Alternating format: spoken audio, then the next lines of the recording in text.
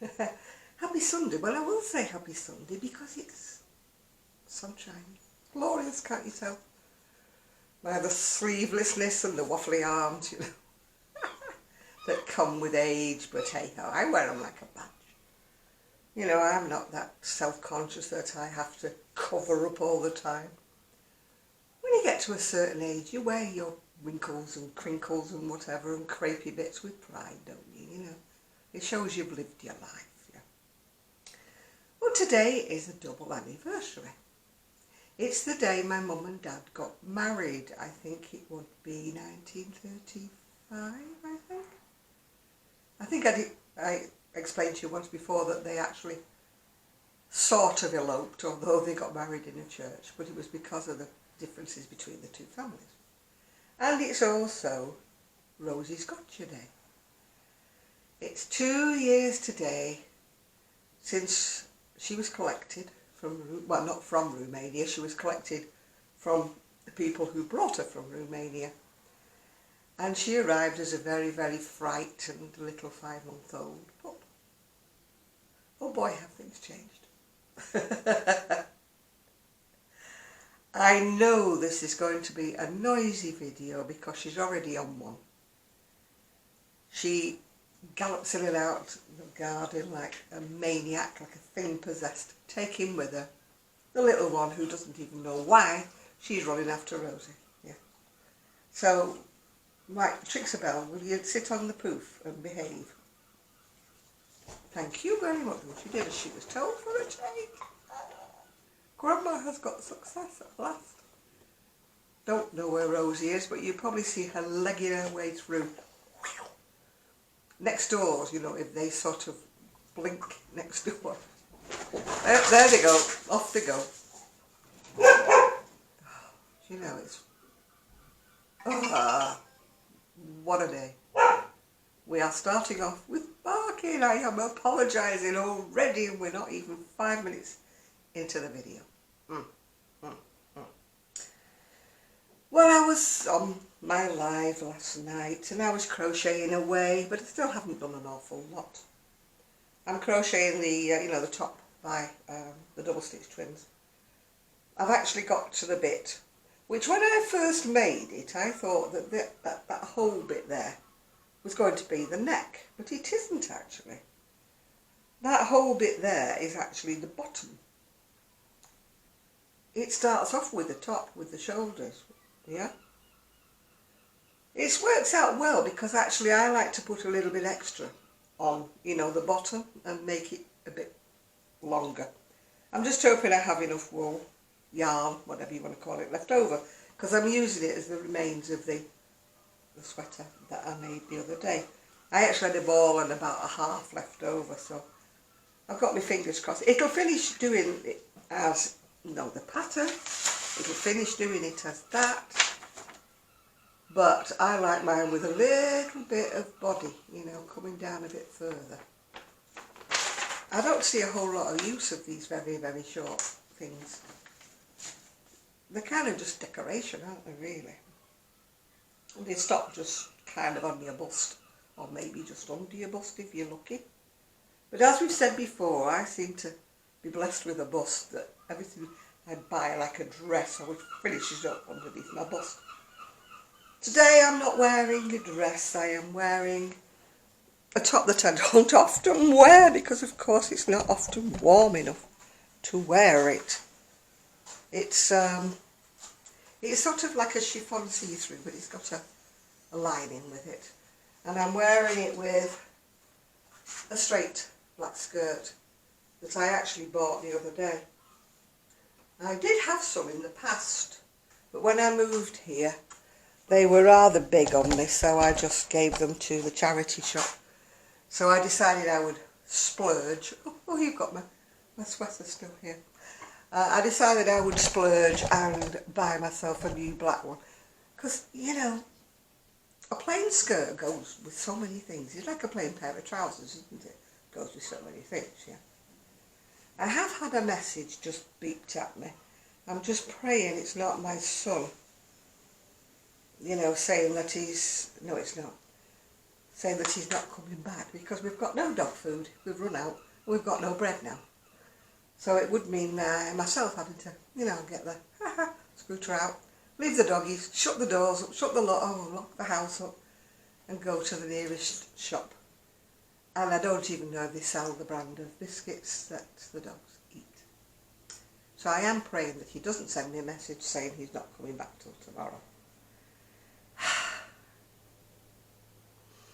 I was just talking with my friend online, B. Roberts. She's an artiste, I think I've mentioned it before. About what is going on with sales of anything in the UK. Shops are closing down, things are happening. And it's so difficult to make any kind of a living these days if you are a crafter. Nobody seems to be buying anything. I mean, I don't know what I'm going to do, personally. I don't know what. Because I used to use Etsy, and they got,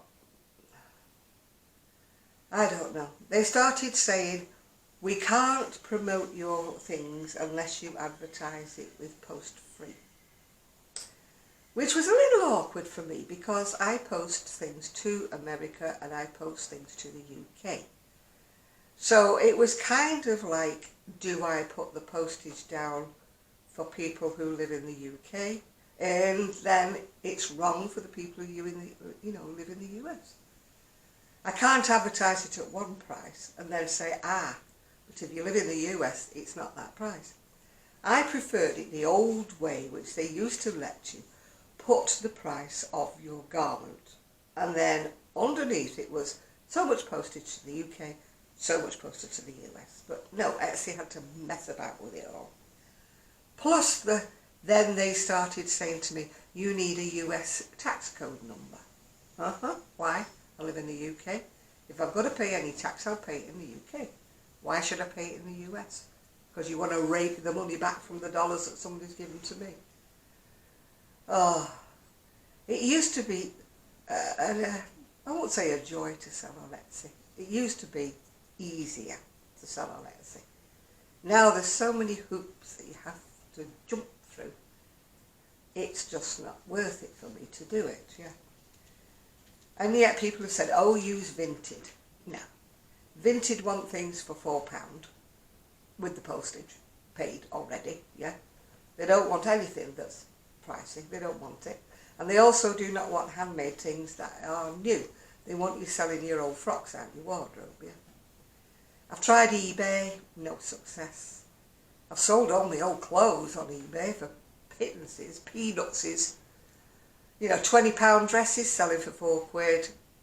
And that's the only bid I get on them. £4,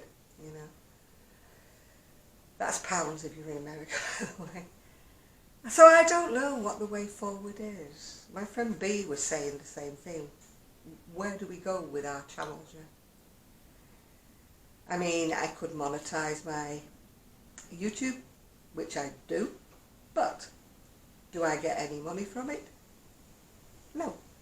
I'd love to know how these people who earn, maybe £200, £300 a month from their YouTube do it.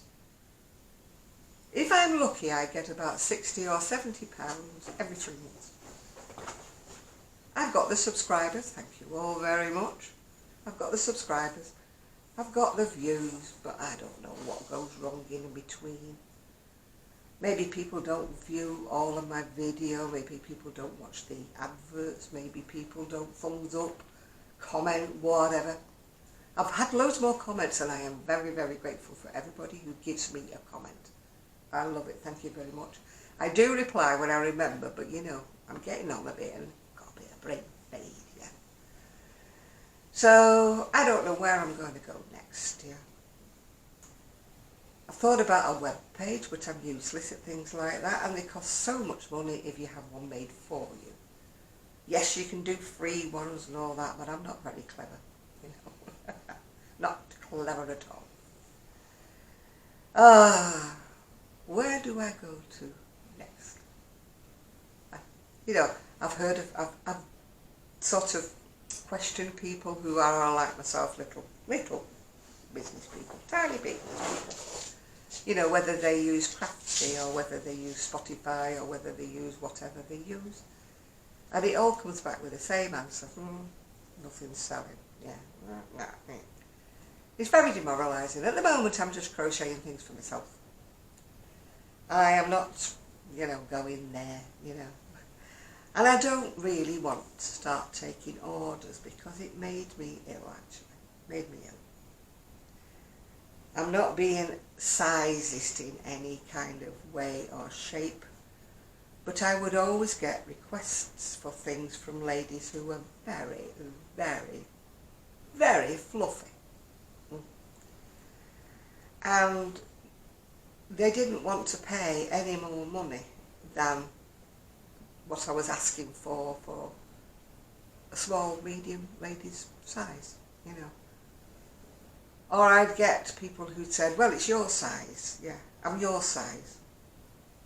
Excuse me, I've just looked at your profile. You are not my size. I am not being rude, but there is 2 of me in you, yeah. So that's why I gave up doing orders, because it was soul destroying. It was like crocheting 2 blankets and stitching them together, you know. As I say, I have got nothing against larger people if they would pay me for the time and the extra material that it would have cost for me to make anything for them. And they always wanted dirty colours. Can you make me a cardigan in black? Can you make me one in dark brown? Ugh, you know. I am not a designer, I've said that before. I'm not that big-headed enough to call myself a designer. But I do like to create with colour. I like to create unusual things, add a bit here, add a bit there. As you know, I very rarely use a pattern. So, to be asked, you know, to make a plain black cardigan for somebody who's 64-inch bust, it's like asking Picasso to paint a wall, really, you know. Not being funny, but it's soul destroying. So where will I go and what will I do? I don't know. At the moment, I'm just crocheting for myself. I may start trying to put one thing at a time, you know, on Instagram. Or I might start to be a TikTok star. At my time of life, I don't know. And see whether anybody's interested in buying the one thing that I am advertising, you know, one thing at a time. I nearly started singing one day at a time. But I thought, no, I won't subject to that. I know it's Sunday, but I'm not going to start singing. It might rain if I do that. And actually, it's a lovely, lovely day at the moment. I've been outside, but I have been reading. I know what I am like when I get a new book. My nose goes firmly in the book. I'm reading one by Ellie Griffiths. I mean, she wouldn't be everybody's cup of tea. It's all about archaeology and finding dead bodies and things like that. But I do like a thriller and a mystery. I am not your Mills and Boone type of girl, you know, the romances where they always meet the handsome prince and run off into the sunset. I'm old enough to know that doesn't happen in real life, you know. Maybe it might happen if you were 25 and you were willing to put up with a 70-year-old millionaire. Well, it's the opposite way around, you know. When you're 77 like me, I can't see myself, you know, being whisked off my feet by a 30 or a 40-year-old millionaire. No. Ain't gonna happen. Just resign yourself, yeah. I've done my hair today because I noticed yesterday, gosh, my roots were terrible. But this is supposed to be light blonde, and I think it's gone in the wrong box because it looks more like light brown to me. But at least the black roots have disappeared. I do wish I would go pale silver grey. My mum and all of her sisters went an absolutely glorious pale grey. Even my cousins have gone a gorgeous pale grey. Me, no. I've still got, you saw them yesterday, didn't you, the big dark roots. If you didn't see them yesterday, pop back and have a look. They were awful, awful. So I was on my own today, so I thought I shall get my roots done because next week we've got 3 teenagers come in. One is a great-grandchild, the other 2 are friends. They're coming for a few days. So the house will be full of 16-year-olds, I think, 17-year-olds, whatever, not sure. And then the week after we've got 2 tiny ones, you know, the ones that have been vaccinated with a gramophone needle. So it would be a bit difficult to, you know, be dyeing my hair and tripping backwards and forwards from my bedroom to the bathroom and stuff like that. I was going to try and leave it a bit longer, you know, for when I go to Prestwich, for my 2-day wonder in Prestwich. I am so looking forward to that. So looking forward to it. To go to Bury Market, to look at if there's any charity shops that have any nice things in them, because things around here are pretty dire, you know. When people don't buy, you know, my kind of clothing in the first place, they just don't finish up in the charity shop, do they? I think I've mentioned before, these, you know, Cleveley's and Fleetwood are very beige. They're very retirement, very conservatively dressed people. So you're more likely to go into the, you know, the charity shop and see a pair of beige crimpling slacks than you are anything that I would sort of wear. So I'm looking forward to hopefully seeing something a bit more interesting in Prestwich. I haven't been for 2.5, 3 years, so maybe there won't be. But maybe there will. Oh, another message. Another message. I do hope it is not my son saying, please, I am not coming home, I am staying till Monday. Oh, let me just check. Thankfully, no. No message from him. So that means, you know, he may still be on his way home, which I do hope. Because these girls are getting a bit stir crazy, actually. They're going a bit bonkers, yeah. A little bit bonkers. Dearie. Anyway, I would love to be in the shoes of the lady in the US who sells those crochet waistcoats, you know, fancy ones with the ribbons on the end. I'd love to be in her shoes.